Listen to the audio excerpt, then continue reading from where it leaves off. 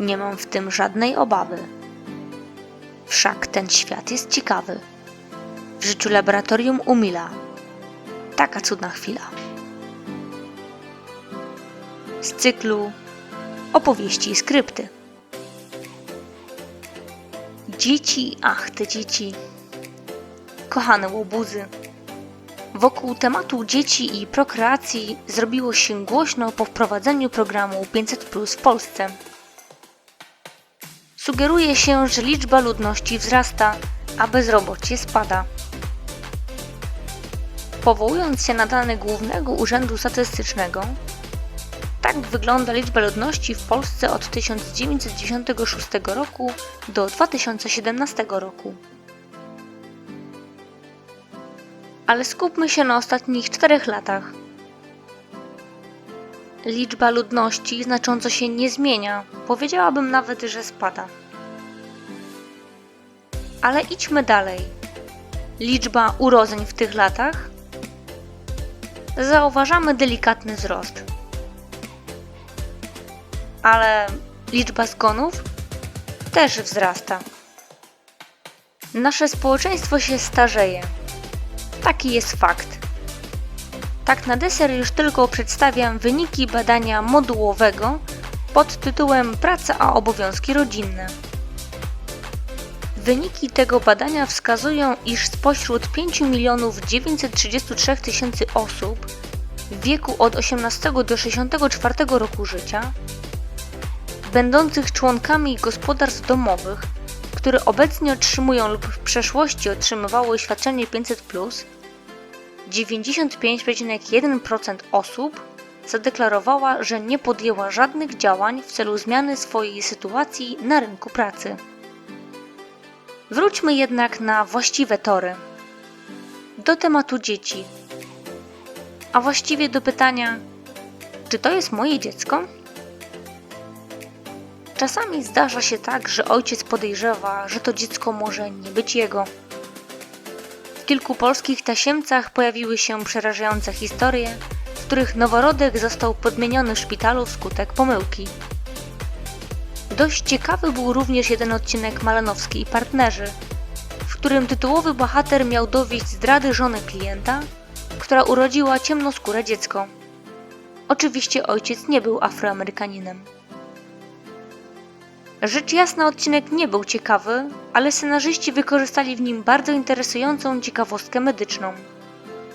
Okazało się, że to matka klienta zdradziła, a geny odpowiadające za kolor skóry ujawniły się dopiero w kolejnym pokoleniu.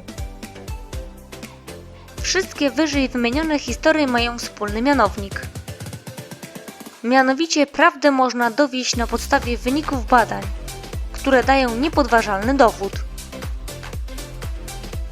Weźmy pod uwagę podobieństwo.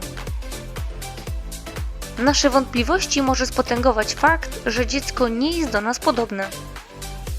Czasami jednak zdarza się tak, że słyszymy zewsząd wykapany ojciec. Trudno podważyć podobieństwo niczym 2 krople wody. Jakie mamy jeszcze inne możliwości?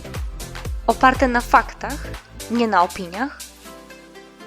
Otóż bardzo prostą metodą jest rurka z języka. To popularna nazwa umiejętności ułożenia języka w kształt przypominający rurkę. Cecha ta oparta jest na zasadach genetyki, jest cechą dominującą, dziedziczoną zgodnie z prawem Mendla. A mówiąc prostym językiem, jeżeli ojciec i matka potrafią zwijać język w rurkę, to ich dziecko również musi to robić. I na odwrót, jeżeli oboje rodziców tego nie potrafi, dziecko nie będzie posiadać tej umiejętności. Jeżeli jednak chociaż jedno z rodziców potrafi zwinąć język w rurkę, to i dziecko tak zrobi. Metoda jednak jest oparta drobnym błędem. Udowodniono naukowo, że umiejętność tę można się nauczyć. Tylko że badania były robione w Japonii, nie w Polsce. Może to jest jakieś pocieszenie. Jest jeszcze jedna zależność, która często ma zastosowanie np. w sytuacji omyłkowej zamiany noworodków w szpitalu. Jest to analiza wyników grup krwi. Układ grup krwi, układ AB0, zaczyna kształtować się już w 6. tygodniu ciąży. Jednakże pełne wykształcenie antygenów grupowych krwi zachodzi dopiero około 6-18 miesiąca po urodzeniu dziecka. Dlatego u dzieci grupę krwi najlepiej ustalić, kiedy ukończy 2 lata. Pominę w tym miejscu cały wykład dotyczący grup krwi i podstaw naukowych, które rządzą prawami ich powstawania. Jednakże znając grupę krwi ojca i matki, można na ich podstawie określić, jakie grupy krwi może mieć dziecko. Najczęściej w Polsce występuje grupa krwi ARH+. Zatem potomek 2 osób z grupą krwi A ma możliwość dziedziczyć jedynie grupę A lub 0. Odpowiednio potomek 2 osób z grupą krwi B ma możliwość dziedziczyć jedynie grupę B lub 0. Ale gdy oboje rodziców mają grupę krwi 0, dziecko może mieć już tylko grupę krwi 0. Zachęcam do skorzystania z kalkulatorów grup krwi dostępnych w internecie, które pokazują możliwość dziedziczenia grup krwi od rodziców. Najlepszą, niemal 100% pewność dają jednak badania genetyczne w kierunku ustalenia pokrewieństwa. Badania są dość drogie, a ich ceny wahają się w zakresie od 600 do 1000 zł. Do wykonania oznaczenia potrzebny jest wymaz z policzka, zatem badanie jest całkowicie nieinwazyjne.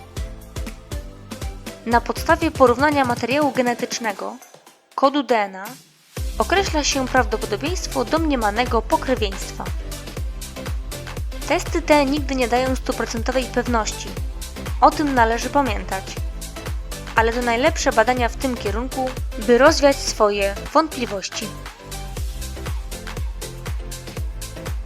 Może nie musicie od razu robić śledztwa i dowodzić, czy dziecko jest na pewno wasze.